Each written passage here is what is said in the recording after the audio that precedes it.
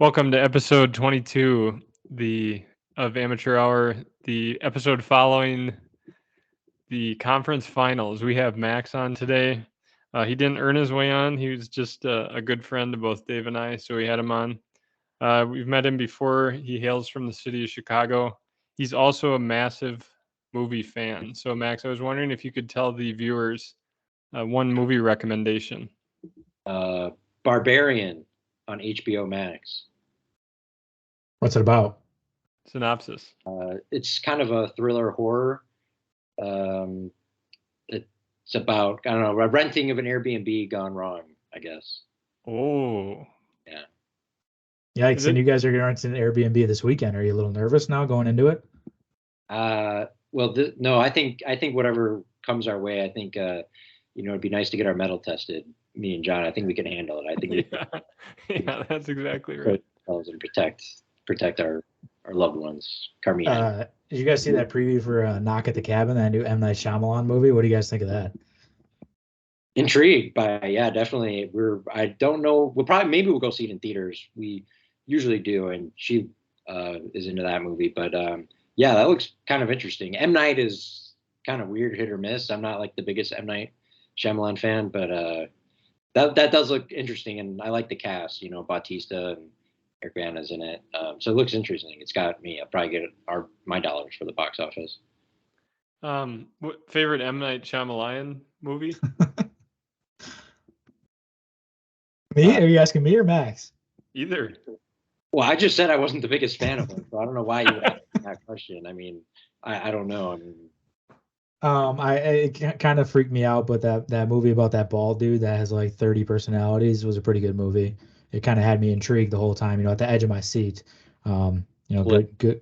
Yeah, Split. Yeah, that was good. I thought it was creepy, but yeah, very creepy. Yeah. He had that. Was he the one that had 1920 or whatever too that you made me watch, Sean? I don't think so. No, I don't think so either. Big win this weekend for M. Night Shyamalan. He's a big Philly guy. He's Philadelphia, so. Oh, good for M. Night. But a lot of people don't know that Split is the second of a trilogy, Dave. Did you know that? I did, yeah, but I refused to watch the other ones just by how creeped out I was by Split. I had nightmares of that thing crawling on my walls. Yeah, they're good. They're good if you ever are bored. If you like Split, I think you'd like the other two. Okay, maybe I'll check them out. I just watched, thanks for asking. My recommendation would be, I just watched Dog with Channing Tatum on Amazon Prime. I would recommend it. I'm a big Channing Tatum guy. He's up there for probably top 3 of my favorite actors. Great movie about, just a guy and a dog bonding. He's a war veteran, and I always like those movies, just kind of diving into their life, post-war. So it was kind of interesting. We saw a picture of him. Carla said he's looking kind of old. No, he still looks good. So, Dave, I'm guessing you're going to be seeing Magic Mike 3 next month. No, that's a great question because I saw the previews and it does look intriguing, but I've never seen any of the Magic Mikes, so good. I don't know. They're not bad. Yeah, they're pretty funny. Yeah. I guess I'm afraid my sexuality will be challenged during that movie because of how much I like Channing Tatum. I'll be questioning things too much. No. I think, Dave, you should. I think you'd get a great kick out of the Magic Mike series. I was Salma surprised. Hayek too, right? He makes out with Salma Hayek, I think. In the new one, they look like they're a hot item. It looks like, yeah. Wow. Hot item. I've been watching. I don't know if you guys watch a lot of the 30 for 30s, but I've been getting into that. I watch like a 30 for 30 every night, pretty much. I'm just gonna try to watch as many as I can. I recorded the series on YouTube TV, so anytime it's on, it automatically records. So I've seen a bunch beforehand, and then I'm trying to watch some that I never got to or I wasn't interested in initially. So a couple good ones lately. What Carter Lost, about the team that from Friday Night Lights, the movie that beat them in the state championship. It's about their side of the story. Elway to Marino. I watched that one about that draft with John Elway and Dan Marino. Last night I watched the Ricky Williams one, and last night I watched Ricky Williams as a running back. Yeah, the running back for Texas, and then for the Saints in Miami. Terrible documentary, by the way. If you haven't seen it, don't watch it. Trojan War, excellent, about USC. And last one that I watched last night, Four Falls of Buffalo, about the Bills, when they That's a lost good 4 one. Super Bowls in a row. Yeah, I'd never seen Yeah. that, so I thought I'd check it out. And it's just kind of interesting to see like all those players that like I never even knew about. And I consider myself like a big football fan, but like some of those players in that movie were just like excellent players in NFL history that I just didn't even know about. So I kind of was not proud of my own football knowledge there. Favorite 30 for 30, Max? I don't know. As soon as Dave said that, I was like, dude, I don't know if I could name like one third. Like I've seen like probably just a handful of 30 for 30s, and it's been a long time. But I should seek those out, more often. Like I'll do what you did, Dave. I'll just add it to my library, so I'll start recording them. Yeah, good idea. Good idea. Yeah, I cannot name one I've seen really. A lot of great NBA ones. One of the best ones I remember is Bad Boys, about that Detroit Pistons team. Yeah. Okay, I did watch. Yeah, I remember you. Yeah, I did watch that, but it was a long time ago. So entertaining. Like I wish I could have been around to watch that era of NBA because it just seemed like it was way more physical and like teams hated each other. There was no like love you bro at the end of the game when they lose. It was like full on hatred. Yeah, I haven't seen that one. That's on the to-do list for sure. I think my favorite is 4 Days in October. It's about the Red Sox Yankees ALCS when the Yankees were up 3-0. It's the only time in MLB history that I think even sports history that someone came back down 3-0, or 0-3. So that's a great documentary. And I hate both teams. And it's my favorite documentary of all time. So that's something to show how good of a documentary it is. Wow. It's because you're a hater, Dave, at heart. It's more fun being a hater. You love being a hater. So that you hate both teams, it's tailor made for you, baby. Exactly. Yeah. It's a good one. All right. Sorry, go ahead. Do we want to segue that into the your hatred of Brock Purdy? Yeah, I think I just got engulfed and sick of the hype around Brock Purdy. I think he's he's more of a average quarterback, maybe below average quarterback. But that's not. Yeah, no one can read that. Just read it out loud. You can go ahead and read it out loud. David Wood at Sunday at 3:56 p.m. Brock Purdy is a pussy. That was yesterday or that Sunday. Sunday, with the on UCL. Yeah, you type. I don't know the time. Yeah, I mean, I'd like to take it back a little bit because I regret it a little bit because I found out he tore his UCL, which I think what leads to Tommy John surgery. But ultimately, it's the NFC Championship. I think he should have toughed it out, went out there and at least throwing the ball a little more. With his left hand or what? Been a little tougher. I think going out there and letting the team down was a big loss for Brock Purdy for sure. Dang. Well, what about Josh Johnson then? Because didn't the other guy didn't he get hurt too? So what? Yeah, he got a concussion. I think he got to be. I feel like I blinked and like he was already out of the game. I don't know. He was in there for like half a second. Yeah, no, I did feel bad. I regret it. I didn't know that Brock Purdy's injury was that serious. I think, I thought he kind of just like hurt his arm a little bit, and I thought my initial thoughts were he was protecting this reputation of like, Brock Purdy came in, Mr. Irrelevant. He's playing so well, and the team was playing so well, and then he kind of saw like the writing on the wall, like the Eagles are about to like stomp him out. So he was like, I'm just gonna, sit out of the rest of this game so I can kind of maybe be the starter for next year and kind of keep my reputation going. David thought he was protecting his reputation. I think part of my hatred. What reputation, dude? Yeah, he was drafted last.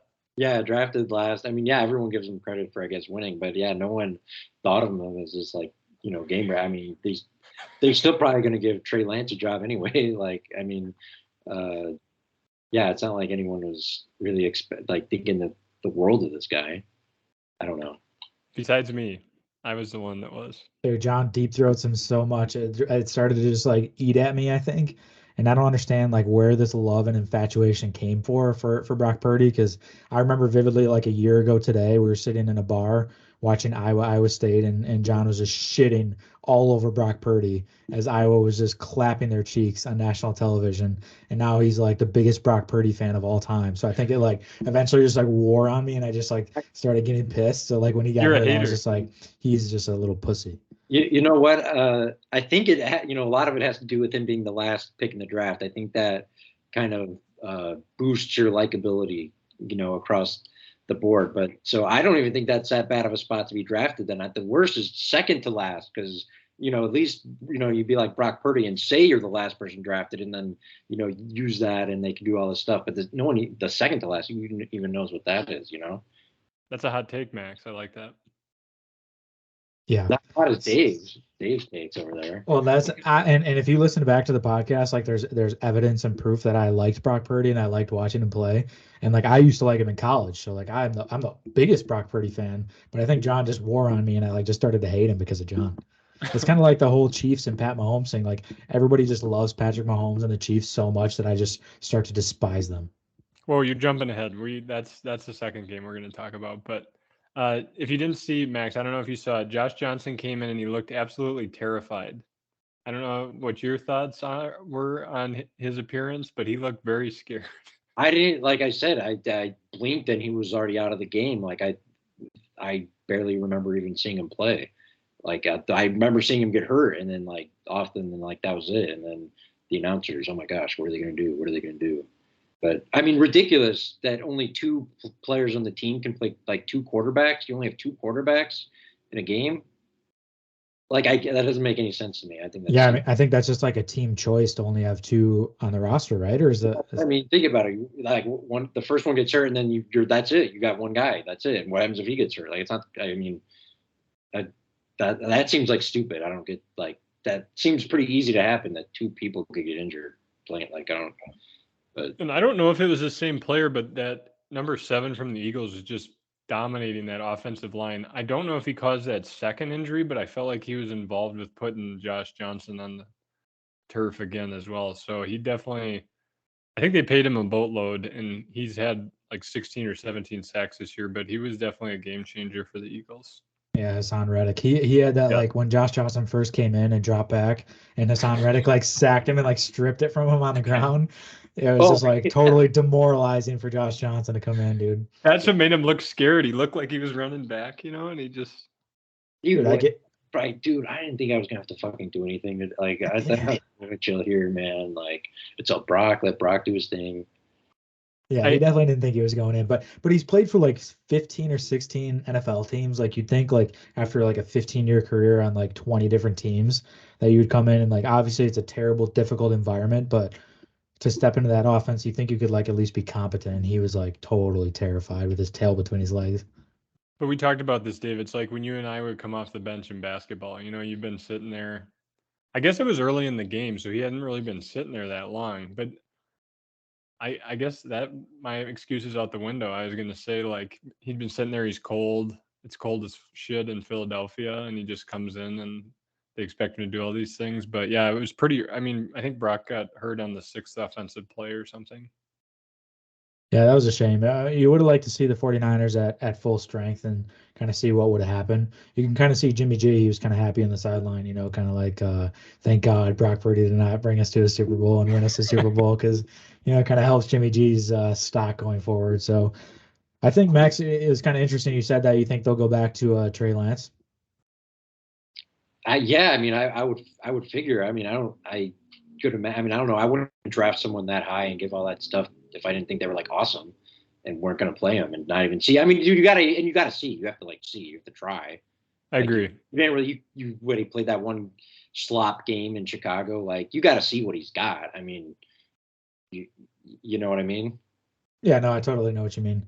I was just kind of thinking, they have this roster that's like Super Bowl ready, but they're missing pieces of quarterback, right? So they have Brock Purdy, who seemed like he could like bring him over that edge. But to me, he kind of seems like another Jimmy G, where I think like they need a guy that's the next step up. So maybe that's Trey Lance, but maybe like in my opinion, I think they should go after a free agent quarterback right now, and then like have Brock Purdy kind of sit and learn behind him. If I was them, I'd go after Tom Brady for like a 1-year deal.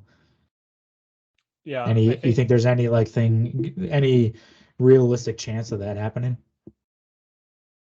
I don't. I mean, I wouldn't. I mean, I don't. Like you said, they already have. I mean, they have Trey Lance, who they drafted off, who's super high, and then they have this other guy, Purdy, who's like pretty good. That's also like a rookie, and like they got to be pretty cheap, salary wise. So I don't understand why someone would want to bring in Brady for like 1-year rental. Like I really don't like see how that would be like a good option. Because like, I think that you have to, if you do that, I think you have to have like a pretty good plan to do like for the year after.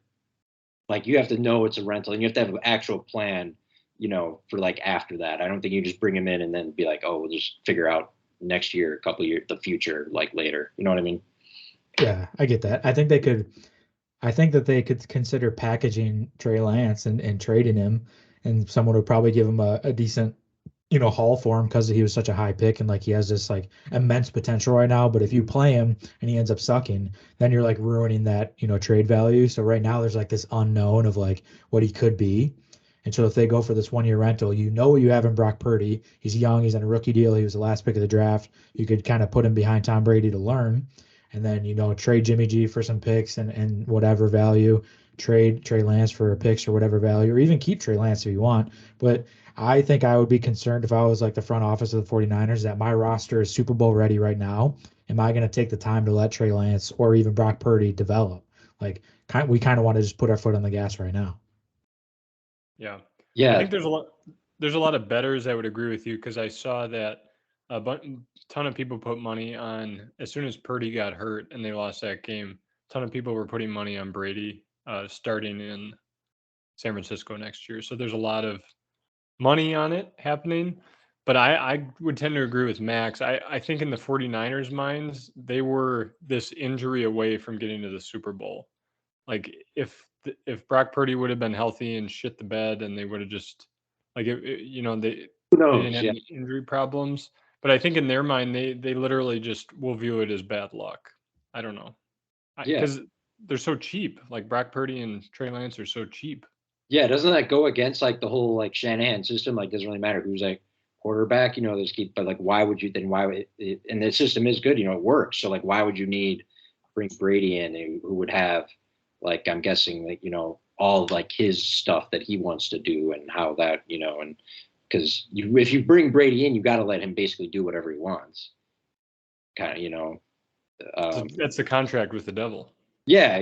So, because I mean, you don't bring him in just to like not let him do, this thing. But, but also like their windows now, like they were awesome to win, but like, don't they know like why did they draft Trey Lance in? Like they knew they were good. Like I don't like they did it themselves. You know what I mean? So I don't really see, why they would.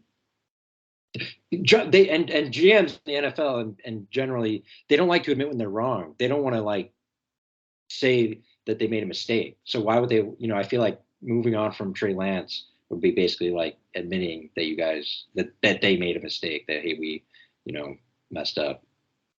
Yeah, I could see that argument, but I could also see the argument of like, hey, at least selling this argument to other teams, like, hey, we picked this guy, he's very talented, but look, we found our quarterback, so now what are you going to give us for this guy? Type of a deal where they're not necessarily saying like the Bears did, where they're like, we screwed up with Trubisky, we're gonna like just cut him, not extend him. The Bears did, yeah, they kept him for like all 5 years. Yeah, but they didn't extend him past his rookie contract. So, I mean, they should have cut after like the first 1 year or 2 years. They kept them as long as they were contractually obligated to. Yeah, okay. But you got to understand it. In 2017, he gets drafted. He pretty much sits that whole year. 2018 is when they made that, like, when they were probably like, I think if the double doink does not happen, they have a chance at the Super Bowl that year. They had the best defense in the NFL, probably top like 10 of all time. And Mitch Trubisky was not a great player, but like, what? Yeah. What are you talking about? Look at the numbers, dude. Defensive all time. Okay, Dave. Run the numbers, Max. What was the final score of that game? It's like 16-13 or something like that, 16-14 or 16-15. I don't know. It was like a low scoring game. Like the Bears defense pretty much had the chance to make them like a phenomenal team, but Mr. Trubisky did not have what it takes to be. He was a Pro Bowler that year, so obviously he did enough to like make himself get some recognition. It's hard to like get rid of him after that. You have to like be like, wow, maybe he has a chance to be, somewhat decent. But then the next year came and he sucked 2 years in a row. So they were like, okay, it's time to move on from Mr. Trubisky. He actually sucks. Okay, let's play pretend. We'll start with Dave, then go Max, and I'll go. You're the GM of the 49ers. What are you doing with your quarterbacks? Who's starting with me? Yep. I trade Jimmy Garoppolo. Well, time out. Jimmy Garoppolo a free agent after this year? I thought. Oh, is he? I thought they still had him for a year. Okay, then Jimmy G walks. I keep Brock Purdy, and I see what I can get for Trey Lance. I put the feelers out. If I get nothing of value for Trey Lance, I keep him, let him sit behind Brady, but I do go after Brady. But if I can get somebody that'll give me like a first round pick or maybe even a second round pick for Trey Lance, I'm pulling the trigger. Okay, Max. I'm standing pat. I'm staying with what I got. I'm not looking for Tom Brady or Aaron Rodgers or anything like that. Keep rolling out Purdy or Lance, and see what Lance has got, I guess. But keep those two guys. Keep what you got, and then get rid of Josh Johnson, I guess, and bring in I don't know, just some like veteran back. Andy Dalton. Sure. Yeah. If he wants to be the professional, that's the back. Yeah. If he wants to do that, then yeah, whatever old guy quarterback that's been around the league a while that can like tell them, all the old guy stuff and, that kind of junk, then yeah, that's what I would do. I'm with Max. I think I would put Purdy's timeline is like 6 to 8 months, so I don't think he'll be ready to go.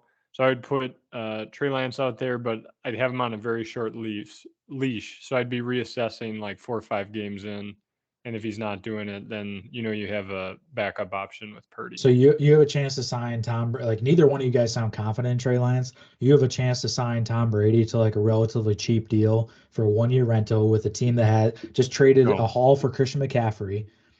You have all these weapons, and they're just aging as we speak, and you don't go after like a chance to get a Super Bowl with Tom Brady. No, I agree with Max because Tom Brady wants to run his offense, and Kyle Shanahan has his own offense. I don't necessarily think he needs to run his own offense. I think like in a 2-minute offense, yeah, maybe he's going to run his own plays, but I don't think he's going to walk in there and be like, this is my offense and I'm going to bring in and incorporate. I think he's worked with every offensive coordinator that he has. That's why you saw that this year they sucked. Why he went to Tampa. They were like, yeah, just we'll do whatever. He ran the show. Yeah. He like helps run the show, but like at the same time, that's why you saw them struggle this year is that they had, Byron Leftwich, who in my opinion was not a great offensive coordinator for them. Like Tom Brady's not the one calling all the plays. I don't think you'd see like such a drastic difference between last year and this year then. Right? Same players, same quarterback. What changed? He wasn't even, and the thing is, he's not even that good. Like, and he wasn't even that. Was he like they had these like weirdo games where they were like always in it, and he could make like a game leading touchdown drive or whatnot. But like, was he ever like that awesome? Like, he's not going to be like that awesome again. I don't think. Like, he can still do it, but like, if I'm a team, like, I'm just like, I'm okay. I'm good. And Dave, here's the thing: 5 years without Tom Brady, like I'll ride this one out. I'll be fine. With all the injuries they always have at quarterback, like when Jimmy G went to San Francisco, he got hurt in the first season. Tom Brady goes there. There's just bad juju for quarterbacks. He'll break his back. He'll be done, dude. He'll be a quadriplegic rolling around in a wheelchair if he goes there. You can't assume that. I'm just telling you, they have problems. They have. I mean, I can't remember a recent team that's had this many injuries at quarterback. It's bad luck to be a quarterback there. Okay. Well, quick. So Max and I are out on Tom Brady to San Francisco, but it still could happen. We hope it does for you.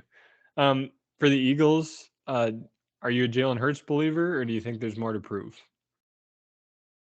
I think there's more to prove from Jalen Hurts. I think the Eagles have proved themselves, and I definitely stand corrected on my takes on the Eagles at this point.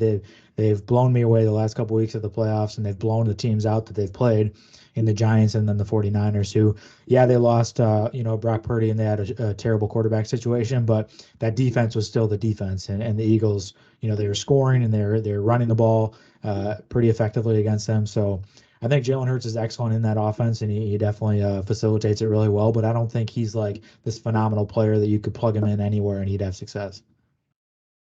Max? I kind of agree. I mean, the same answer as David. So, yes, I believe he still has more to prove. Only in the sense that, I like to. He's had like this really good year, but you got to put, years together. I think.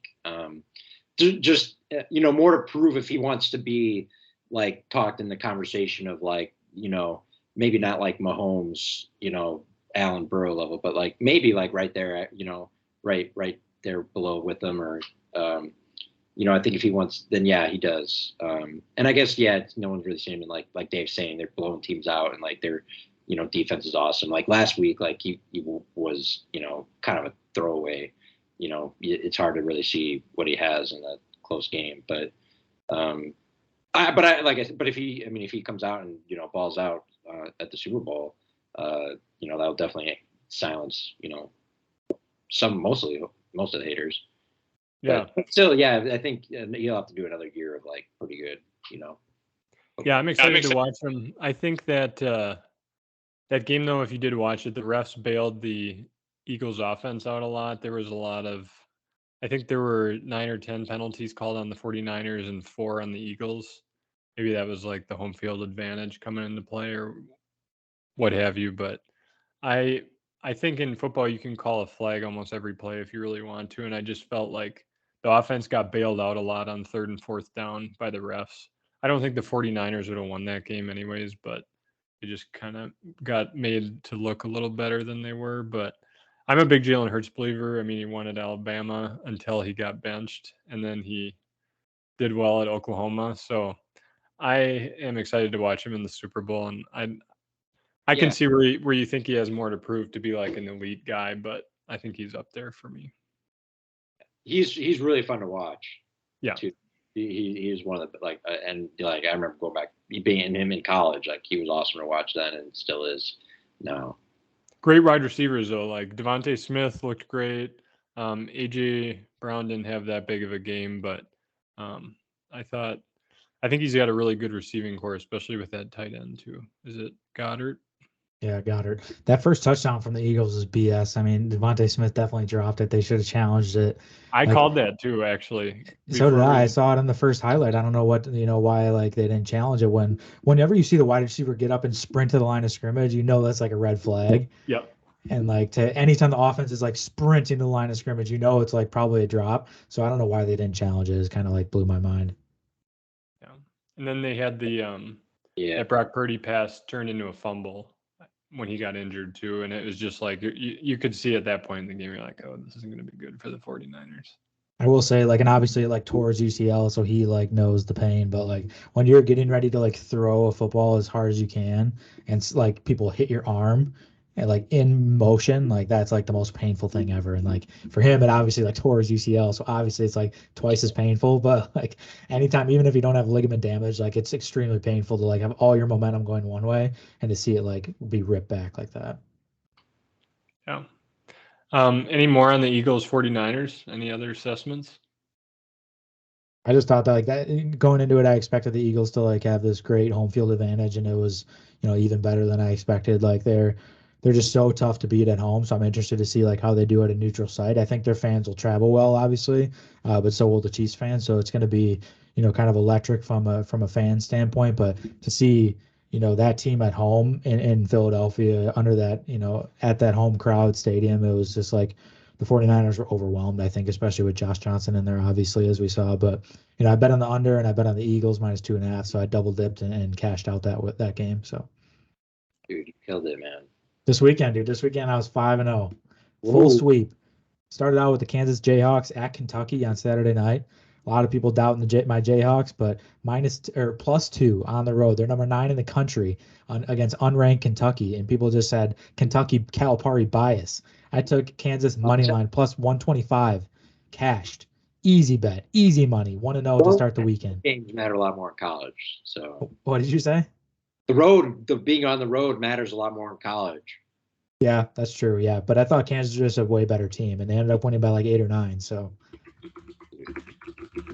nothing better than Saturday night, and then you just parlay in that you're riding that all the way into Sunday, dude, and then you just took them all. I should have parlayed it. I didn't parlay any of it. I just straight bet all of it. Max, tell them what your bets were for the weekend. Oh, I only made I made like 3, I guess. I made 2. I bet on each one to go into overtime. Each game to go into overtime separately, but so kind of unfortunate there. Thought we had it at the Chiefs Bengals game for a little bit there. And then I did another bet on a same game parlay because the sportbook matched the bet. it was like over 3.5 field goals and Hayden Hurst to get a touchdown, but Hayden Hurst didn't get a touchdown. So Close though. I think he was close on a few of them. he was, yeah. There was one he should have had it like went through his hands actually. And yes, it was a good pass too. It was a good pass. The pass was perfect, and it just went through his hands. I was like, oh shit. Yeah. Yeah. Let's move on to the Chiefs Bengals. That's a great segue in there. Thank you, Max. Yeah. What were your initial thoughts on Joey B playing in the cold? I mean, Dave, you start. It's your podcast. You're the special guest. You start. Well, I was going to say, I mean, they were all up in his face like right away. The defensive line and Jones. I mean, they were, harassing him from the start. So, but he looked, solid. I mean, it looked like, he pulled himself together. It's not like he was scared. He looked like Josh Johnson out there, as David. Yeah. No, that's a good assessment. Go ahead, John. I thought that the Kansas City Chiefs didn't have a good defense, but I was certain after the Bengals offense and defensive line just piss pounded the Bills, I thought they would have an easy time with the Chiefs, but I think the Chiefs, I'd give the slight edge to the defense and offensive line on the Chiefs. I don't know. I was kind of watching. I'm like, I don't think we got any pressure on Patrick Mahomes. Did you see much? I mean, he had the bum ankle. I didn't really see. I don't know if he even got sacked. No, I don't think they brought a lot of pressure either, which would kind of surprise me. I thought they would, but I think they're terrified of like having one-on-one coverage in the secondary. They wanted to drop guys back and not put pressure, and they kind of thought they could just bring 3 or 4 and put pressure on him because he was kind of wounded and gimpy. But he looked relatively healthy, honestly, and they have a pretty solid offensive line with some big name guys. So they did a good job of holding back those defensive ends. Yeah, he had. I misspoke. So Patrick got sacked 3 times. Joe Burrow got sacked 5 times. So definitely give it didn't feel like that in the game though. It didn't feel that close. Like, because do you think it felt that close? No, I would have guessed like 2 and 8 maybe. Yeah, 2 and 8 or something. Yeah, the pressures and the hits would have to be like way up for Burrow. Yeah. And then Marquez Valdez-Scantling comes out of nowhere and has the game of his life. Came from Green Bay, baby. That's where you let him go. Finally gets a good quarterback that can get him to the Super Bowl. Quarterback Marquez Valdez-Scantling, man. Finally. I got a question. I was just gonna say the Bears got the shitty of the 2 shitty Packers receivers, Equanimeous St. Brown. I wish we would have got Marquez Valdez-Scantling at this point. Amon-Ra St. Brown on the line. And his brother Amon-Ra St. Brown is like a stud, like top 10 wide receiver in the league. We got shitty Equanimeous. Yeah, kind of an interesting first name. I wonder. I'll have to look up what that means. But I do you think is there any argument like? Nick Dilts is a huge Aaron Rodgers lover. But, I mean, to me, looking at their careers, Patrick Mahomes, this will be his 3rd Super Bowl. Aaron made 1. I just don't think that you can argue that as a career for Patrick Mahomes at this point at 27, I feel like he's done more than Aaron Rodgers because he's just better in the postseason. I don't know. They're hard. Like, it's kind of like comparing apples to oranges at this point. You have to kind of give Pat Mahomes I think obviously Aaron Rodgers I would still rank him above Pat Mahomes for like more talented and even like more successful at this point. Like just with his personal accolades that he's had, and the Packers have been really good in the regular season. They just didn't have a lot of postseason success. But I also think Pat Mahomes is in a better situation. So you got to kind of compare that too as well. But I think when it's all said and done, Pat Mahomes will probably be the best quarterback of all time, unfortunately. Better than Brady? As far as like talent, yeah. Most what's the word I'm looking for? Like most decorated? No, I don't think so. But I think as far as talent, yeah. Yeah. I don't. Yeah. I mean, I get what you're saying. I think Brady is always going to be the GOAT because I don't think anyone's winning 7 Super Bowls. No, I agree. So like he'll always have that, and that's like the ultimate trump card. Like I don't. Yeah. Nice. Why are you on the cover of Golf? You subscribe to Golf Magazine? No, my grandma gives them to me every time I go visit because she has a subscription. Oh, man. She got a fat stack waiting for you every time. Yeah, it's nice. That's good. That is nice. Something. So sorry to interrupt. What were you saying about the GOAT and Pat Mahomes? No, it'll like never be like considered the greatest or the best. But I mean, yeah, I mean, people already consider him like very, one of the most talented and whatnot. I mean, I guess yeah, it depends on how you look at it. Like everything you're posting, they have the same amount of Super Bowl wins. Him and Aaron Rodgers. Like it's not like he's won more Super Bowls yet. He still technically only has one. So I mean, granted, that could turn to two, in 2 weeks, but. It is kind of crazy. Like I was scrolling Twitter and I follow obviously a lot of Bears accounts, so it's just like flooded with just Bears opinions. So I watched this clip. It was like a 4 or 5 minute clip of just all the Packers postseason losses like in Aaron Rodgers' career. So I was watching that with just like a big smile on my face. But then I realized I saw someone like tweet below it that the Packers, yeah, obviously we all know this, but like I never really think about it. Like, yeah, they only have one Super Bowl with Aaron Rodgers, but they've only been to one Super Bowl with Aaron Rodgers. And like his only Super Bowl they went to is when they beat the Bears when Jay Cutler got hurt and they beat Caleb Haney in the NFC Championship. Like the Packers should get shit on way more for that because for him to be there for like 16 years or whatever it is at this point, 17, and to only make it to one Super Bowl is flabbergasting. Yeah, he's 1-4 in NFC Championship games. Patrick Mahomes is 3-2 in AFC Championship games, and But Pat Mahomes has hosted all of those. yes, that's true. Rodgers only hosted one against Tampa Bay when they lost. I was gonna say Mahomes has hosted 5 in a row. That's crazy, isn't it? He's 5 for 5 on hosting AFC championships. That's crazy. He doesn't give enough respect for that. Because like the AFC every year, everyone's like the AFC's tough. AFC's tough, and then the Chiefs and Pat Mahomes host every single AFC championship game. And the Chiefs were shitty before Patrick Mahomes too. People forget about Alex that. Smith. Yeah, like he was decent. Like they had a couple of playoff runs with him, but they were shit. They were like 20 years. No, they were never. No, they were always like a decent team. They were never like bottom of the pile, man. Yeah, it's not Mahomes it's not like they had like the first, second pick. They drafted him like what 12th or something. Yeah, like they were all they. I mean, they weren't like, but they would like get in the playoffs and like lose. They weren't going to win any playoff games, but they were. I don't think they were ever like dog shit. Yeah, that's fair. That's fair. I guess I stand corrected. I will give Patrick Mahomes the edge. I think he's had a better head coach than Aaron Rodgers ever had. I think Andy Reid's better than both Mike McCarthy and LaFleur. I can never remember his name, but yeah. Yeah, you're right. He's a great coach. And Mahomes is awesome, but dude, I mean, Kelsey's like insane. What is he, top best 1 or 2 tight end ever? Like, I mean, it's like a cheat code having that guy out. So this is what I was looking at. 2006 9-7, 2007 4-12, 2008 2-14, 2009 4-12, 2010 10-6, 2011 7-9, 2012 2-14, 2013 11-5, 2014 9-7, and then they just started like the end of Alex Smith's era and then the start of Pat Mahomes' era where they're double-digit wins every year after that. But like that's some of those years are pretty shitty. I'm pretty surprised when you're still in those 2 and whatever. Yeah.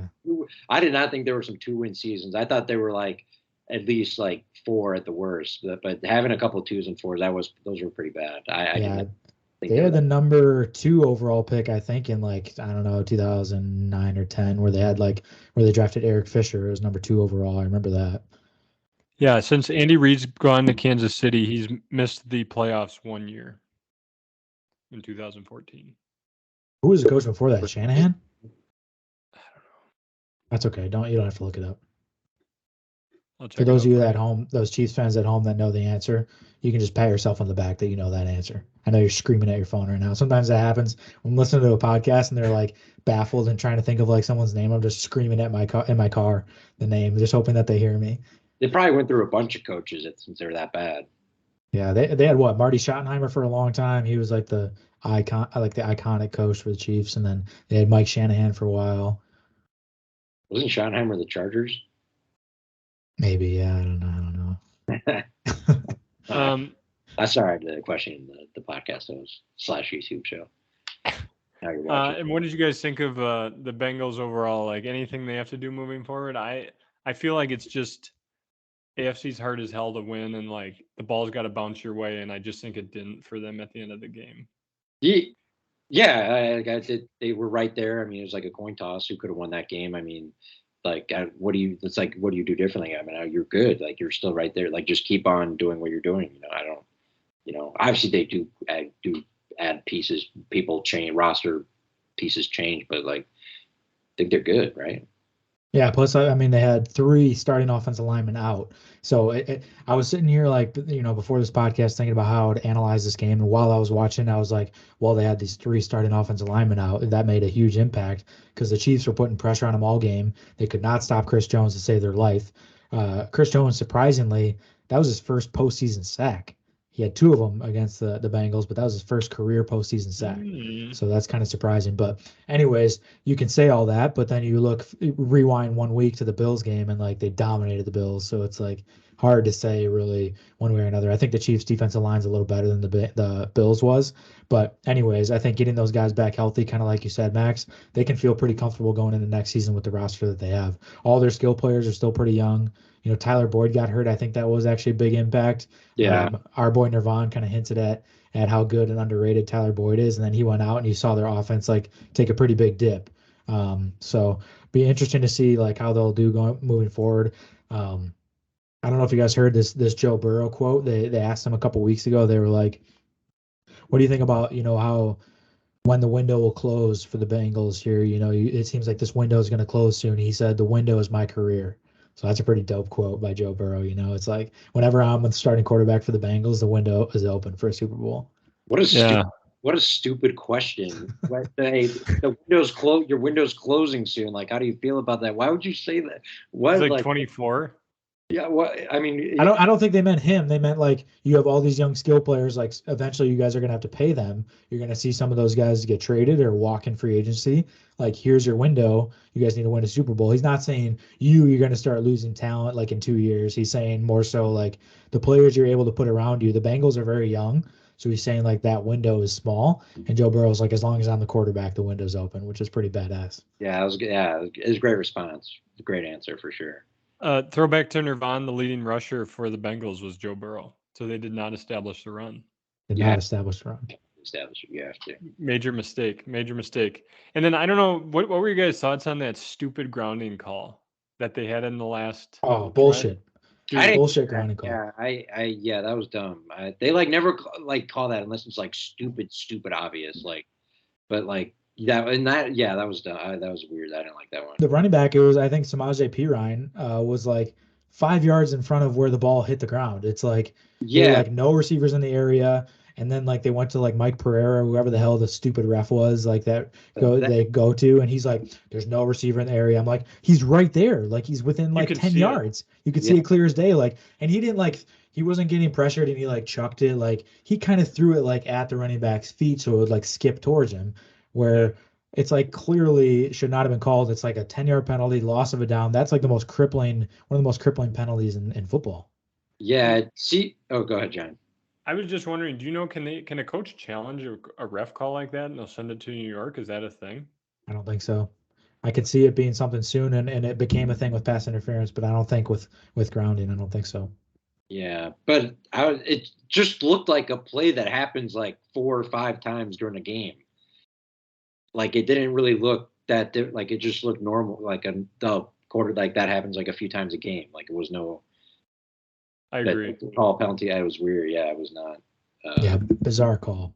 I think, one thing I hate to be like to put on my tinfoil hat and be a conspiracy theorist, but a lot of people are talking about it. I think that the Bengals made it to the Super Bowl last year and the ratings weren't great. And so the NFL is thinking, holy shit, dude, we could have the Chiefs go to the Super Bowl against the number one Eagles, the one versus the one. Two of the best fans in the NFL going to the Super Bowl to battle it out. We got to make this happen. They hit the BW3's Buffalo Wild Wings button, and whatever needed to happen happened. They just were calling everything against the Bengals, everything for the Chiefs. It's kind of like watching a Packers game, and it was just like watching it all unfold, just hoping that the Chiefs could make it. Yeah. It honestly, that happened with the 49ers Eagles too. It was just both was like a great disparity in penalties called. Like I say, I think it was like 11 penalties on the Bengals to 4 on the Chiefs and 9 or 10 on the 49ers and only 4 on the Eagles. And I think when it gets to these games, I get that there's probably like not as much discipline as you would want, but you can't have a big disparity with the reffing. I just think it's not in these big games. If it's a regular season game, I guess that's forgivable, but in these big games, you kind of don't want that. Yeah, you don't want it to be like one of the main topics talked about. Like the rest shouldn't be like discussed like this much. Like after Yeah. it was like it shouldn't be that big of a factor. So Bengals, it was 9 on the Bengals, 4 on the Chiefs, and then 11-4 on the 49ers. Dang. Yeah, those are pretty big discrepancies. Yeah, and only four penalties. Like that teams commit way more than 4. Like a team can only commit 4 penalties the entire game. Yeah, like John, you said, I mean, they could call penalty every play if they wanted to. Yeah, if they want. Yeah, exactly. And you're telling me that. Yeah, that's kind of. Yeah. John, I think holding is like the funniest penalty because like you could definitely call holding every play, and they call it on like anytime something cool happens, like on offense, it's always a holding. You know, it's like oh, it must have been a holding for something cool to happen. You know, it's like come on, just like let it happen. Let them hold at this point. Like just let them wrestle it out. Who cares? Yeah. But John, what are you drinking there? Oh yeah, it's actually I forgot to ask what you guys are drinking, but I got this from Door County. It's a cherry mimosa. It's basically apple wine with carbonation, and then they add cherries to it. Tastes like a cherry mimosa. Ooh, nice. Sounds good. You have to top your glass off. You look like you're running low there. I'm milking it. Well, you did. You guys drinking anything? Yeah, I already finished this one, but this is a Tiger's Blood, Mighty Swell. Ooh, what is that? A seltzer? Yeah, it's a seltzer, and then the one I'm working on right now is let me get it out of my BrewMate here. This podcast is sponsored by BrewMate. Keep your drinks cold and keep your times good with BrewMate. Rocket Pop. Yeah. Okay. Well, nice. Looks good. Maxie, you got anything? Or are you parched? I was drinking tea, but it's gone now. So okay. Did the Bulls win? Nope, they blew another second half lead as per usual. So right on cue, they lost to the Clippers. Excellent. Chicago sports. Just keep on keeping on. Yep. Yeah. So I think that's good enough. Anything else you guys wanted to hit on that game? Anything that really pissed you off or you really loved to see? Yeah, I think a lot of people are saying like, oh, take it easy on that linebacker. He's young and mental health in players is important. But that dude is a fucking idiot at the end of the play that hits Mahomes out of bounds. It's like, dude, you just lost him the season. Like, obviously, there's more plays that went into losing them that game. But that play, Harrison Buttcheeks was going to miss that field goal if that was not a penalty called. So the fact that they moved him 15 yards forward was a chip shot for Harrison Buttcheeks, and he should not have touched Mahomes. I get that you're running at him full speed, but you're running behind him. You can tell he's running. I talked about this with Max. We analyzed this together. You can tell he's running. You can see the big white line in your peripheral vision. You should be able to see it. And then if you don't see that, you should see all of the coaches and players lining the sideline that he's running towards. And then they part like the Red Sea. You see a huge bench and a water cooler. Like, don't touch him. And I think they got a little tripped up. You know, a lot of people are saying, oh, their legs got tangled. But he also pushed him. So, like, if you didn't push him, maybe it doesn't happen. And, like, you just got to, like, as soon as you see the out of bounds, you just put your arms up. And like, I don't think he pushed him. I think his hand touched Mahomes, and Mahomes flopped. Man, Mahomes sold that. He did flop big time, and he went down right. I mean, he totally sold that. I mean, you know, and you can't blame him because they're gonna call it. But you just, I mean, I lost my bet. Overtime, you know, whatever. You got screwed. I got screwed, but I don't even really care about that. You just hate to see a game like that close, that good, end in a way like that. Like, I hate that. It just feels like robbed of an ending, like the proper, like appropriate, proper ending. It just feels like very anticlimactic. Yeah, exactly. It's like, do I like the Chiefs? No. Do I like Pat Mahomes? No. Would I rather have seen the Bengals go to the Super Bowl? Yes. But I would have been totally fine and would have been able to lay my head on my pillow at night and sleep like a baby if that game would have went to overtime and, you know, the Chiefs go down and score, the Bengals go down and score, the Chiefs go down, kick a field goal and win it. I would have been perfectly fine with that. But the way that game ended, like you said, Max, put a bad taste in my mouth. Yeah. I'm going to take Joseph Asai's side on this. I mean, he's 6'4", 262 pounds, and you're dead sprinting because you know everything's on the line. I just feel like. Oh, do you see the cat back there? Not yet. No. Oh, where? No, you got to remember that your camera is smaller than what you see on your screen. Can you see him now? No. That was Dave. That was you putting up your beer cans. The beer cans did not like. Oh, really? All like 3/4 of it was like. All right, I'm a hypocrite, I guess. Yeah, you are. But so like 6'4", 260 pounds sprinting.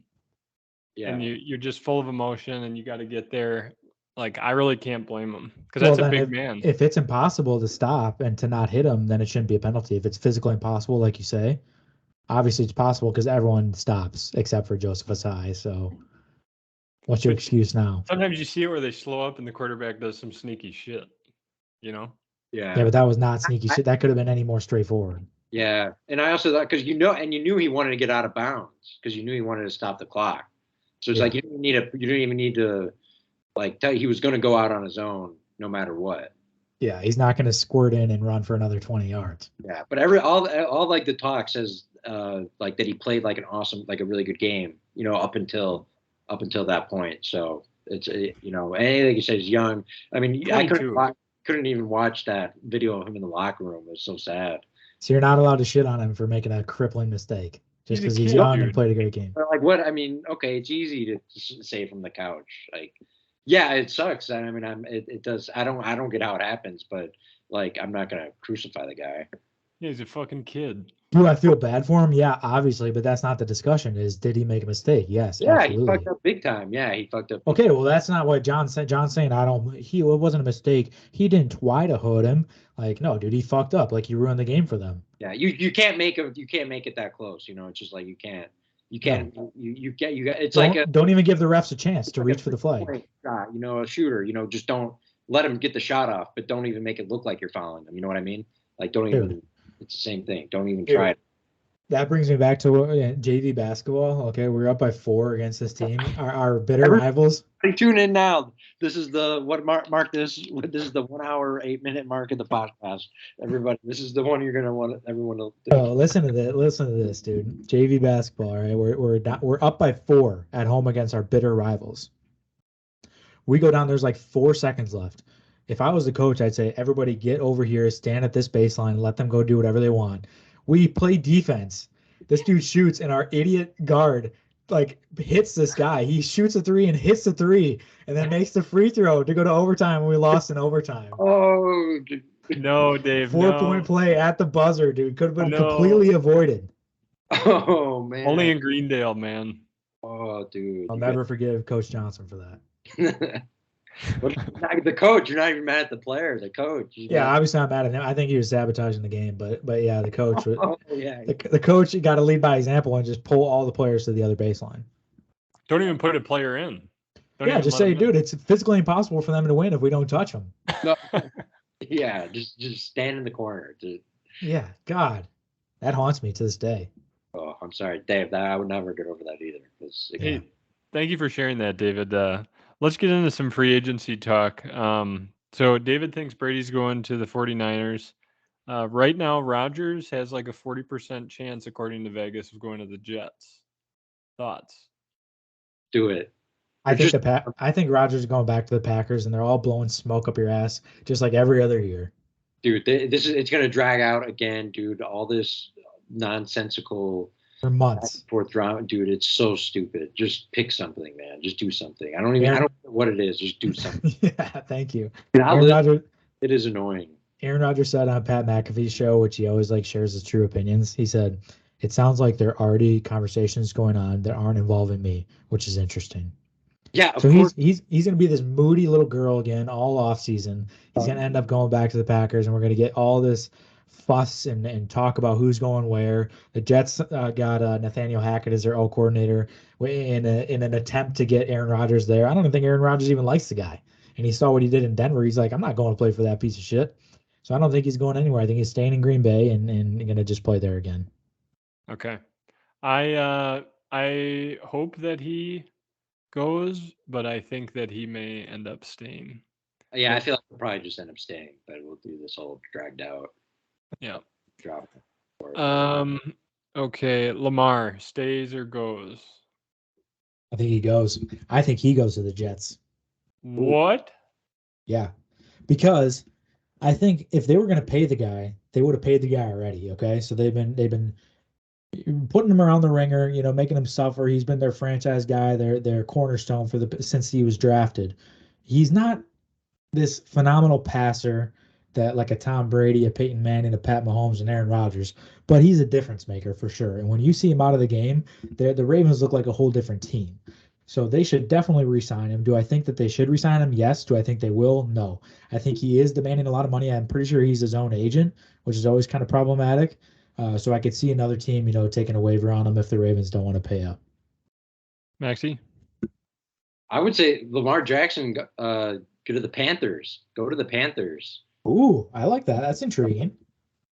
They were in on their quarterback desperate. They were in on the Deshaun kind of rumblings a couple years ago, willing to pay him and get rid of a lot of money. So they're willing to pay that. They should be willing to pay Lamar Jackson big bucks and what he deserves and stuff. So yeah, and they've been looking for a quarterback. I mean, they sure didn't find it in Darnold or Baker Mayfield. So. And Lamar, we should want to go there to get out of the AFC and fairly easy division, it looks like right now, doesn't it? Or not easy, but winnable, right? Winnable, yeah, absolutely. Yeah, and then you could it's wide open. Yeah. Especially if Brady leaves. Yeah, exactly. You figured out he's out the door. So yeah. Yeah, and actually the Ravens fired their offensive coordinator shortly after the playoffs. I don't know. I think I just saw that like the other day. I was like, did I miss this? Yeah, Greg Roman is out. Okay. Yeah. Greg Roman's out. Yeah, a couple coaching hires that we should definitely talk about. Obviously today we saw D'Amico Ryans go to the Texans. 6-year deal. Great fit. I think they should have stuck with Lovey, but if they're gonna get rid of Lovey and move on, I think D'Amico Ryans is a great hire. Obviously, he played there. You love a guy that plays there because they're passionate about making the team successful. And then, like you just talked about the Carolina Panthers, they hired Frank Reich. He played there, so like I just said, he could be more passionate. Love the fit. We kind of see he's kind of a shit coach, so I don't know how I feel about that hire. I think you got a lot of young players, a lot of talented players. What do you guys think about that hire? I forgot about that hire when I said Lamar Jackson should go to the Panthers. I think that was the dumb, bogus hire. I don't get this. He didn't. What has he done in Indianapolis that he did? I mean, he didn't do shit. I mean, so he lost to the Jaguars to get to the playoffs. Yeah, shitty-ass Jaguars had with a much better roster. The Colts had a much better roster than the Carolina Panthers too. So yeah, I mean, he got fired for Jeff Saturday. for an NFL broadcaster. That's the guy. Yeah, that guy that they fired to get this guy from ESPN in here. First take. Yeah, we're gonna get him, and I don't get that. But I don't understand most of these. Like Nathaniel Hackett, how does he have a job so fast? Yeah, no idea. If I was Carolina, I would have stuck with that interim head coach. It's amazing how, unless you hear these rumblings inside the locker room, I think a lot of those guys love that interim head coach. So and they were better at the end of the season. They had a good end of the season. They're really young. Maybe they draft like one of those top quarterbacks. Maybe they trade up to draft one of those quarterbacks. Like, why go Frank Reich? I just don't get it. And I just watched Four Falls of Buffalo, so I'm team Frank Reich, but not as a head coach. Yeah, I don't get that. Then Sean Payton to the Broncos. Yeah, huge move to the Broncos.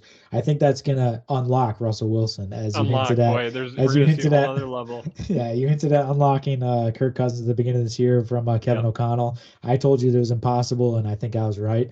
I think it is possible to unlock Russell Wilson. I think Sean Payton has a good chance. He's basically a black Drew Brees. Thoughts? I think I've never heard that before. I don't Mostly just comparing their height and their composure in the pocket. I think they're both very good pocket passers, but I think Russell Wilson actually has a little better scrambling ability. So I think he has the potential to be even better. But I think Drew Brees, obviously, people forget he's one of the best quarterbacks of all time. But I think Russell Wilson has a lot of similar skill sets. Yeah, I think it'd be hilarious if Peyton tells the owner, like, yeah, this Russell guy's got to go. This guy stinks. I got to get my own quarterback in here. Aaron Rodgers?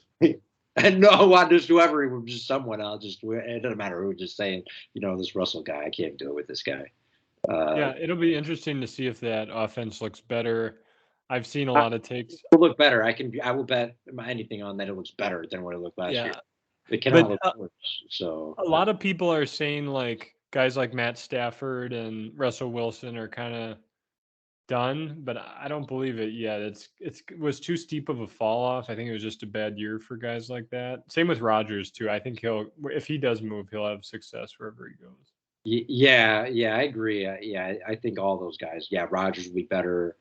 Brady will probably be better, maybe, but definitely in this case, yeah, I agree as well.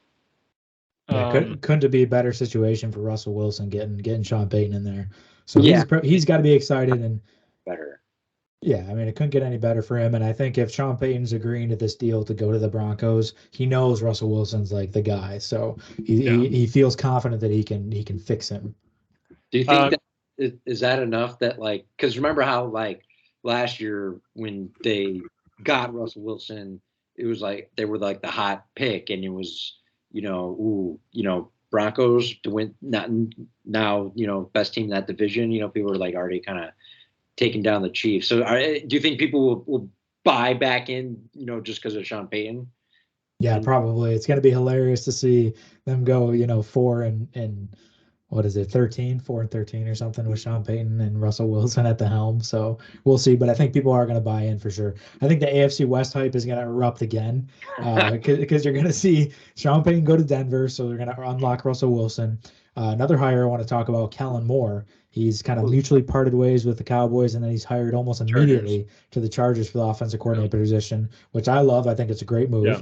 I think it's going to help, Justin Herbert a lot and help that offense. So you're going to see a lot of people saying the Chargers are the favorite for next year. And then the Raiders, whoever the hell the Raiders get in at quarterback, I mean, they almost have to start from scratch at this point, don't you think? Oh, No, dude, so sad what they did to Derek Carr, man. Did they just like bench him and like? Dude, they paid him an ass load. Have you seen his contract?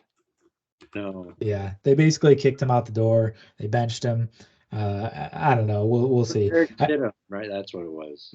Dude, I took the screenshot from Twitter that I saw earlier. These are the AFC Pro Bowl quarterbacks. You guys see this? Oh yeah. So yeah. Trevor Lawrence, which you're like, okay, Trevor Lawrence, had a good season. He's a good young quarterback.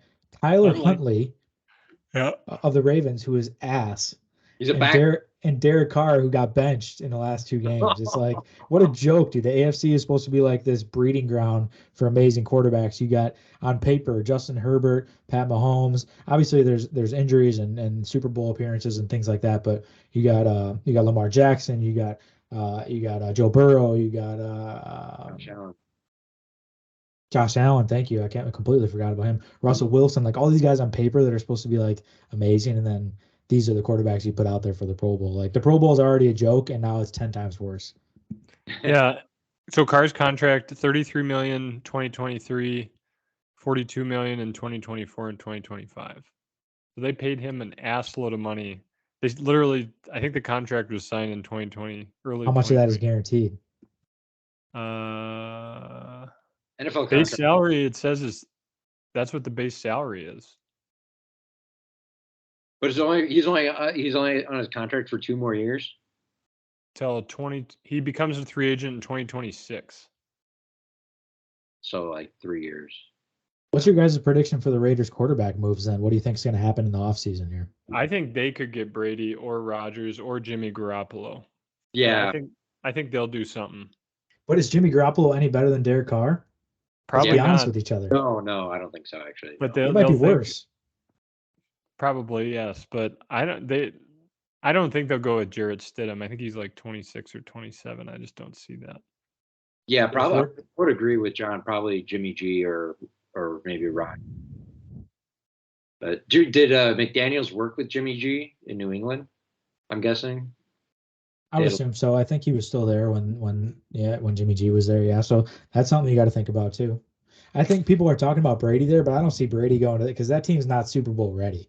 So I don't see him going there. I think he's going to go, if he comes back, he's going to a Super Bowl ready team. The Jets, maybe the Saints, the 49ers. Saints are not for Super Bowl ready, dog. They could be, dude. They had They Andy Dalton. They had Andy Dalton at quarterback all year who blows, and they're in the weakest division in the NFL. What do you mean they're not Super Bowl ready? No. They have one of the best defenses in the NFL. They I have a could see bunch him- of stud receivers. Hopefully Michael Thomas gets healthy. They have Alvin Kamara. They have Chris Olave, who could have been a rookie of the year. that'll They have Jarvis Landry. I think Brady's more likely to go to Miami than New Orleans. Yeah, I think Miami's an option too. They're Super Bowl ready too. I just think Miami's not going to part ways with Tua yet, as much as I think they should, because I don't think Tua's the answer. And Tua's probably permanently should never play football again. His brain has been just bounced around like a pong ball in the 70s when that game came out. I just don't think it's a good idea for Tua to be playing football anymore. So I think they should move on for his own safety and his own health. So I think Brady should go to Miami. I completely agree, but I don't see, if he's cleared to come back, I don't see them moving on from Tua yet, because they looked really good when Tua was sitting there and healthy. Yeah. What about Carr? Where do you think he goes? I think he's a backup somewhere. I don't even think he goes anywhere to start. Yeah. After they paid him $40 million a year? The Raiders. No other team paid him. No other team believed in him besides the Raiders. You go to like the Ravens or something. I don't know if they don't pay Lamar. Yeah, maybe he could be like a better Joe Flacco. I don't know.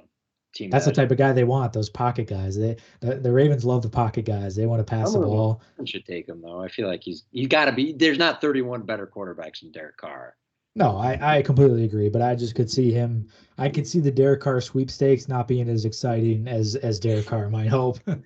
Yeah, Yeah, we won. Yeah. Yeah, there might not be suitors lined up out the door for him. No, I don't think people are licking their chops in front offices. And there's actually a couple good young quarterbacks in this draft, and a lot of good young quarterbacks in the next draft. So yeah, a lot of these teams are, maybe they'll take these like short-term rentals, maybe a 2-year deal for Derek Carr and draft one of these guys. You never know. I think I could see something like that happening. What about Derek Carr come to the Bears and then Justin Fields learning from his veteran leadership for No, absolutely not. But I could see Derek Carr going to the Colts. Oh, the Colts. No way. The Colts are drafting a QB. I don't think they're gonna do this shit again with these veteran. No, they got. Come on, that would be hilarious. Come on, one more try. Oh my God, what was it? Phillip Rivers, Carson Wentz, and oh no! I hope to God. I mean, you got to feel bad for those Colts to just see this new old guy walk in the door every year. Yeah, but Carson Wentz is like 28. He's not old. He just sucks. Yeah. Derek Carr is probably 31. Yeah, 31. Yep. Good call. Quick, let's hit the Super Bowl and then we'll call it a night. Which QB plays better, Jalen Hurts or Patrick Mahomes? Actually, I guess I'll say Patrick Mahomes. The safe bet. Probably the safer bet. Yeah, if it's, because he'll probably be asked to do more as well. I would imagine. Yeah, I think as far as like a passer, here's my take on what will happen. Pat Mahomes will be the better quarterback, the better passer. Jalen Hurts will be the better playmaker. Okay, I think he's going to be the better football player. He's going to go out there and make some plays. He's going to make some plays with his legs. He's going to be rolling out and throwing the ball downfield. I think the Chiefs' weakness is their secondary, and I think their strength is their defensive front, which you saw completely happen in that Bengals game. The Bengals were able to pass the ball if Burrow had time, but when he didn't have time, the Chiefs put a lot of pressure on him. But I think the Eagles' offensive line is one of the best in the NFL. I think they're going to be able to hold up that defensive line a little bit better, at least better than the Bengals were able to. So Jalen Hurts having time is going to help a ton. They're going to be able to run a little bit easier. They're going to have those open receivers downfield. So I think Jalen Hurts outplays Pat Mahomes, but I think Pat Mahomes throws for more yards. Okay, so maybe he has a better passer rating, but I think Jalen Hurts makes more plays to help win the game. Nice. I'll go with that. I'll go with Jalen. Not real long to say, but I think I'll say he'll pass for over 200 yards and no rush for maybe 95 or something like that. I think he'll. I hope I want some good runs out of him. I hope so. Yeah, it'd be fun to watch. I think either way it should be exciting with both of those guys. Do you think? I don't know what the line is right now, but do you think it'd be under or over 50 points total scored? On a scale of 1 to 10, how annoyed do you guys get when I just rant for like 3 minutes straight without taking a breath? We love it. I like it, yeah. That's what sells views, Dave. All 10 of them. like 2 of them being my parents. So actually, the line is 49.5. Chiefs Eagles. You, John, you could be a line maker. Yeah, 49.5. It's Chiefs plus 1.5 on the road. I think I'm gonna take the Eagles minus 1.5. I'll probably No, put the like over under. Hey, we're talking about higher or lower. Hey, oh shit. Jesus. Sorry, Max. What do you think? Over under, buddy? you caught him. Good thing we cut him off before he went on that 3-minute rant. Yeah, no bets. We're doing the Super Bowl bets episode next week, Dave. No bets. Oh, no bets. Okay, Max. Over under. What do you think? I'll go under. So a low scoring affair. I think the Eagles defense is pretty legit, and so the Chiefs is no slouch either. So I think probably under. Good pick. Yeah, I completely agree. We'll talk about it next week on our gambling episode of the Super Bowl. But like Max said, great defense out of the Eagles. The Chiefs defense is better than people think, and I think also you got to factor in like the stress and the pressure of the Super Bowl being that stage. That it always takes like a quarter to get kind of warmed up. You're going to see it being like 3-0 after the first quarter, maybe 7-0 if you're lucky, 7-3 if thing are getting crazy. But it's going to be low scoring. I'm going to take the over. I think 21 points in the first quarter. So I'm gonna take the over on that one. Okay. I think it'll be a high scoring affair, and I would love to watch it. I guess I hope and I think it will be a high scoring affair. So kind of interesting thing. Well, obviously this isn't. We won't talk about gambling, but the wild card weekend sweeps the overs. Divisional weekend sweeps the unders, and the 2 championship games were both under. So kind of interesting to see how that time for an over, going. Dave. You think it's time for an over, or is that where things are going? Is that it's been low scoring? Defense wins championships, is what they say. Yeah. And whose defense do you think performs better? Do you think the Eagles or the Chiefs defense performs better? Maxie? You're muted. I heard him loud and clear, and I say the Eagles defense is going to perform better. Max, who do you think is going to perform better, Eagles or Chiefs in the Super Bowl? Defense. Eagles. Yeah, Eagles defense. They just look like they got more playmakers, and man, they were just their front line was just annihilating the Niners. You know, they were all in the backfield as soon as the ball was snapped. It seemed like so. Dude, they're loaded. Like the defensive front with Hassan Reddick is just like a sack machine. They just got him in free agency. Perfect addition. They got Fletcher Cox, who's always been there. It feels like my entire life. They have Ndamukong Suh, who plays like only a few snaps a game, but he's productive. Robert Quinn from the Bears. And then you go back to linebackers, Brandon Graham and TJ Edwards, stud linebackers. And then their corners are the best 2 corners in the league, arguably, and DJ Slay and not DJ Slay, is it? Is that the right name? Darius Slay. Yeah, Darius Slay. DJ sounded so wrong. Darius Slay and James Bradbury, 2 stud corners. So you named every other. I got those right. Yeah, I mean, I could see it being low scoring. I could see the Eagles just shutting them down. Yeah, I agree. I don't think anyone in their right mind would pick the Chiefs defense to perform better than the Eagles defense. So that was a test to see if we're demented or not. That's right. And you both are, based on that, not demented. So congrats. only based on those criteria. Yeah, just based on that. So then not talking betting, just straight up, who pulls out the win, Max? I'm gonna go Eagles. Pick the Eagles. I want the Eagles. I'll be rooting for the Eagles. So yeah, I want the Eagles. So I pick them. Okay. Yeah, I agree. I think the Eagles win. I think they win by at least 1.5 points. Well, tease. Hey, there'll be plenty more bets for you to talk about next week, but that's your little tease for next week, folks. The tease, boys. If you stuck with us this long, do you want them to win, Dave, or would you prefer for Patrick to get his second Super Bowl? Oh, I mean, I can't even express how much I want the Eagles to win this game. I mean, I like the Chiefs. Like I don't watch the Chiefs and hate the Chiefs.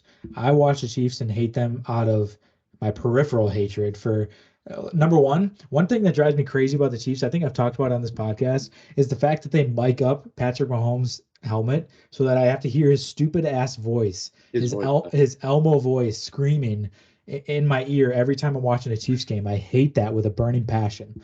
And then I just think of like all the Chiefs fans that I know, and I just root against them as hard as I possibly can. If I were ever to torture David, I would lock him in a room and just blast like sound mics of Patrick Mahomes and Russell Wilson. I would try to end it all as much as I could. Pre-snap, it's just a bunch of demons Yeah. And all their voices ringing, echoing off of the chamber.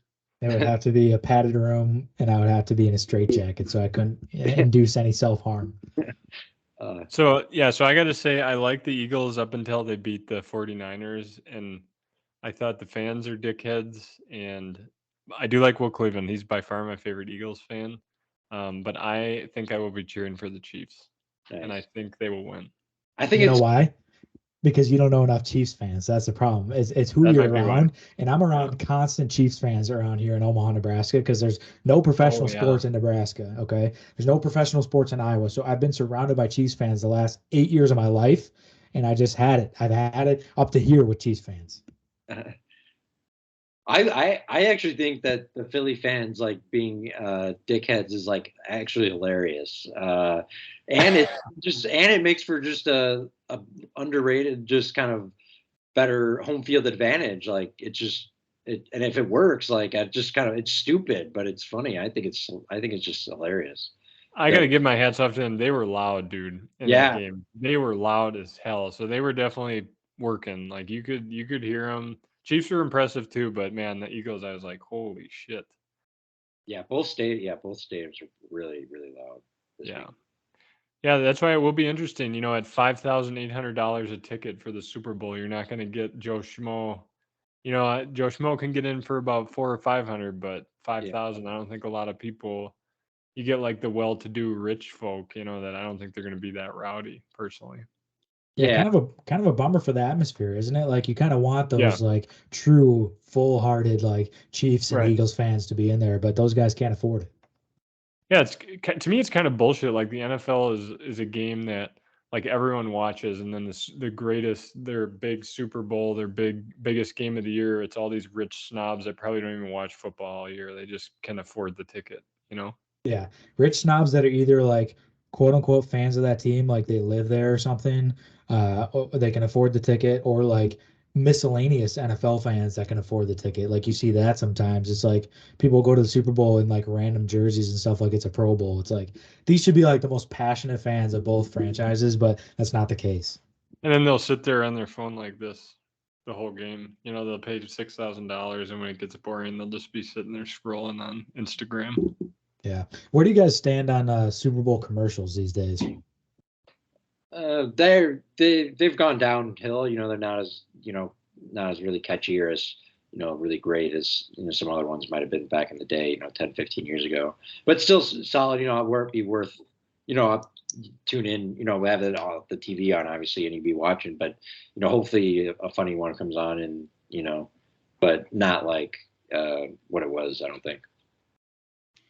I don't remember, but I remember last year was a lot of crypto ones, wasn't it? Crypto was it was insane. Yeah, last year. You're going to be seeing no crypto ones this year, man. Yeah, that's good. I am glad, because it was like every slot there was a crypto one. Every slot. Yeah. Should have been the sign to sell all your shit when all the Super Bowl commercials are there.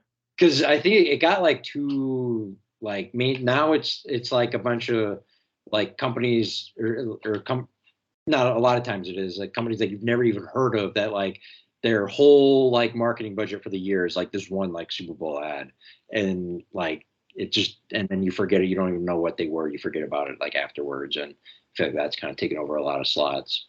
Just give me like I see the Budweiser, a couple car commercials. The Doritos always has good commercials. Buffalo Wild Wings, like just give me the usual ones. Your buddy Sam Bankman-Fried had that FTX commercial. It was like with Larry. Who's the guy that did Seinfeld? Larry David. Didn't he get sued for that? Larry David. But they all, I mean, there was ones with like Matt Damon. Brady was on a bunch of them. Yep. Matt Damon, but fortune favors the bold, they're brave, or whatever he said. Exactly. And then Larry David had the one with the wheel, or where he's like, the wheel, that's stupid, or comparing it to crypto or something. Yeah. I'm pretty sure he got sued for that, for like basically saying that crypto was stupid.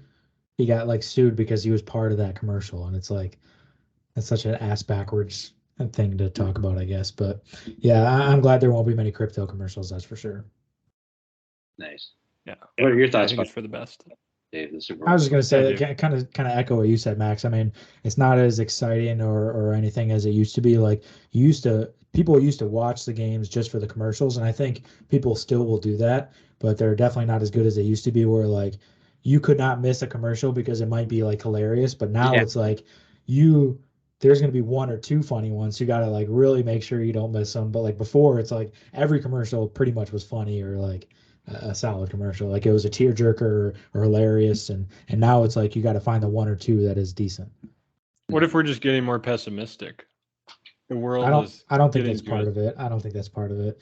You don't think you're more pessimistic now than you were when you were 12 years old, Dave? Yeah, but when I was 12 years old, I wasn't laughing at some of these like Budweiser commercials or Bud Light commercials that I didn't really understand. Except maybe like the Dilly Dilly one. I thought that was hilarious when I was Yeah, like you were laughing your 14. ass off. Yeah, that was a knee slapper when I was 14. That's for sure. I bet it was. You were telling it to all your boys at school on Monday after the Super Bowl. I used to get like genuinely pissed when I was watching the Super Bowl at like a Super Bowl party and like nobody would shut up during like the commercials or during the game. Now it's even worse because like now that I love football even more like passionately is like I don't really care about the commercials. I care more about the football. And everybody that is at the Super Bowl party does not give a shit about the football. They talk during the football and then they're silent during the commercials. That's how it was at Wigman's party last year. I was like losing my mind that nobody was watching the game. Oh, Yeah. gosh. And that poor Andre Dow's got like $400. Andre Dow has a $500 on a 5-leg parlay in the Super Bowl. T. Higgins has to score 2 touchdowns and all this other shit. Yeah. God. Yeah, but he's telling me he's gonna win 5 million if it hits. So we're both just hoping for the he's best. retiring. Yeah. Well, what are you guys looking for the halftime show this year? Rihanna? Yeah. Yeah, I think she'll be. Yeah, Rihanna should be good. The halftime show last year was great. Nobody really talks about that, but a lot of old rap legends. But this year, I think Rihanna's going to bring a good performance to the table. It's been a while since she had a song put out, isn't it? Yeah, she just had that song for the Black Panther movie, if you count that. But yeah, other than that, yeah, it has been a while. She is on some new music. She's the 8th best-selling artist of all time. So yeah, that sounds right. I would say if you actually what? I was just gonna say like it's either she hasn't had a new song in a while or she hasn't performed live in a while. It was one of those two where like this is like a big deal for her. Yeah, I'm excited. I think she's got a lot of songs that are catchy that you look back like Umbrella. I know she did a few with Chris Brown and T.I. and or did you raise your eyebrows at Chris Brown? Yeah. Yeah. Touchy subject, dude. Touchy. Too soon. Sorry. She does have a lot of hits, though. A lot of hits. Yeah, a lot of hits, and I think you'll be like, oh yeah, damn, I forget. You know, you'll be watching the performance, you'll be like, oh, I forgot she did that one because it's like 12, 13 years old. You know? It should be good for the concert because it's not like they have all the time in the world to do their whole set list, but they do like little medleys and mashups with songs. And I think Rihanna will have a lot of good songs that can kind of mash well with each other, and so should be fun. Looking forward to it. But it is going to be hard to top the one last year because they had so many great artists last year. I mean, wasn't it? It was Snoop Dogg, Dr. Dre, Eminem, 50 Cent. Was it Mary J. Blige? Was the female? There, yeah, sounds right. Yeah, that's gonna be hard to top. Mr. 50 Cents, as John calls him. Mr. 50 Cents, my favorite. Remember when he was upside down when he was hanging from the sun? That's 50 Cent. Oh yeah, sorry. Dave, I have to ask, and I don't know if anyone out there might be curious, but why is I see the Penei Sewell jersey behind you? Why do you rotate what jerseys are up there, or how do you determine that, or how does that process work? Yeah, thanks for asking. It's actually his brother Noah Sewell. He's a linebacker for the Ducks going into the draft this year, so excited for him and his future. You know, I've been going the whole playoffs for NFL. I've been going with the college players theme. So I went Oregon Ducks today. I'm wearing a Marcus Mariota jersey, and just been doing that. I went Odell Beckham Jr. last week on LSU, Reggie Bush the week before Recepka, USC. So during the season, I try to bring out all my NFL guys, but during the playoffs, I'll bring out the college guys, give them some love too. No real theme in the jerseys back there. I started with doing a theme, but it's kind of hard to keep up if I don't have anybody for that week, you know. So I went with Josh Allen. I think the first game or at the game after the DeMar Hamlin injury or something as a tribute. I went Saquon Barkley prior to the Giants-Eagles game because I had a little parlay with Saquon Barkley. It didn't hit, so I decided to cut the tribute shit out and just to do it out of a jersey that I want to put up there. So, thanks for asking. Yeah, no, I was wondering that. Does Sewell go in the first or second round? I think he's a second-round pick. I love the guy. I think he's a freakishly talented linebacker. He's freakishly athletic, but I don't think he'll go first round. I think just picking a linebacker in the first round, they have to be like a complete difference maker, like a Will Anderson, edge rusher type guy. But I see Sewell making a big impact in the NFL, but not in the first round. Bears got rid of Roquan Smith, man. They could use a linebacker. What do you think about the Bears picking him up? I would love nothing more than to grab Noah Sewell in the second or third round if he's available. Then you can wear that jersey to the Bears game. Oh, that Oregon Ducks Sewell jersey. I will be purchasing a Chicago Bears Noah Sewell jersey if he gets drafted there. Yeah. Okay, everyone, mark your words. Yep. Mark it on your calendars. Draft day. I'm going to purchase it. That will actually be here pretty quick. I bet you look like you love the NFL draft, Dave. I love the NFL draft. I'm a huge NFL draft guy. I don't know what do you guys think about the NFL draft? Are you big NFL draft guys? No, I mean it's interesting. I guess it's okay. I mean, we'll always just think. I mean, kids were always streaming that in class at the night of the draft. That was always like on Thursday night at Thursday night classes, but everyone's on their laptop. But no, I'm not a huge draft guy. I'm an NBA draft guy, but not a big NFL draft guy. Sorry. Yeah, I haven't been in the past, but now because I do this dynasty fantasy football, I think I'll follow it more. I was going to ask you, Dave, because we won't really have much to do after the Super Bowl. I would like to do videos looking at film like highlights of specific players that are projected to go in the first or second round. Yeah, I kind of told you this before. John. What, Max? There's other stuff besides football. You don't have to talk about football 52 weeks out of the year. There's other topics after the Super Bowl ends.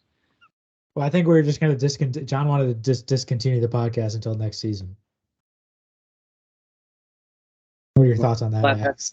That's between you two. I mean, I don't know. I shouldn't be butting in. I'm sorry. You can cut this. We don't cut anything on this podcast, Max. This is raw footage, baby. It's raw, baby. There's an hour 43. You might want to cut some of it, man. Yeah, it's going to take like 6 weeks to upload this video. That's what we got to work on. Yeah, next year I think we'll work on making them shorter too. Like 30 or 40 minutes. Yeah, we can't have so many damn segments then. The segments is what gets I me agree. I'm with you. I'm with you, Dave. I'm right there with you, dude. What the hell is so funny, Max? Behind the scenes looking at the production of the Amateur Hour. And no one else. They don't have meetings. They don't have staff meetings with each other. Not a single soul has made it an hour 45 into this podcast either. No, see this. This will never see the light of day.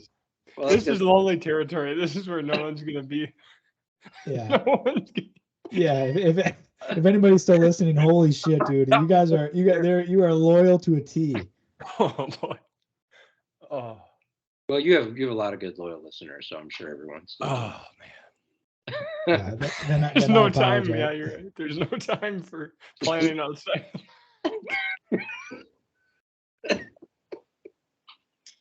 This is a terrible podcast. It's just the last 2 minutes is us laughing in silence and shitting on each other. I told you to cut it. I don't know why you didn't cut or end it. Yeah, well, that's the biggest problem is we just text for 2 minutes and then we jump on and just say, all right, let's get going.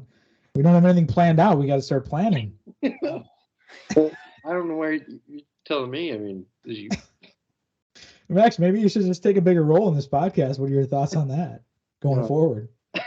Don't put me on. No comment.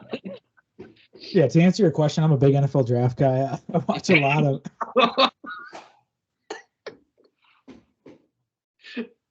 Yeah.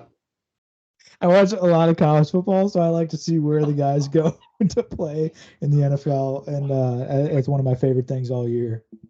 No, that I don't watch college football enough, in all seriousness, to really be as interested in the draft, as I might have used to be, because I used to watch more college football, but I just don't really keep up with it anymore. Partly because, the players are always changing. So, I'll hear about the quarterback and the top prospects and stuff. But other than that, I'm not like too tuned in. Fair enough. Yeah. What are your thoughts on the transfer portal in college? Oh, no. I mean, shit. What the coaches can do whatever they want. Why shouldn't the players be able to? I mean, shit, Yeah. the coaches like that. So I don't care. Let them play wherever. But Yeah, I think NIL is good. This is all I'll say. I won't even rant about this one. I think NIL is good for college sports. Mhm. yeah, I agree. Yeah. I want to explain myself so bad, but I'm just not going to for the interest of Yeah, time. we're pushing on 2 hours here, we man. can do an NIL. We can do a college episode, basketball. Yeah, hey, we got an off season coming up. We're gonna have to think of different ideas. So NIL, we'll do an episode on NIL. Good idea, Dave. I'll tune into that one. Thanks, Maxie. All right, hey, it was a pleasure. Yeah, thanks for coming on, Max. Time flies when you're having fun, Max. It's always a pleasure. I could bullshit with you all day, every day of the week. So thanks for coming on, buddy. Yes, thank you guys for having me. Yes, I always appreciate being welcomed on. Thank you. Bye. Wait. Okay, there it is. All right. Thanks everybody for listening to this episode 22 of Amateur Hour Podcast. Appreciate it. Love you all. Thanks, guys. Have a good night.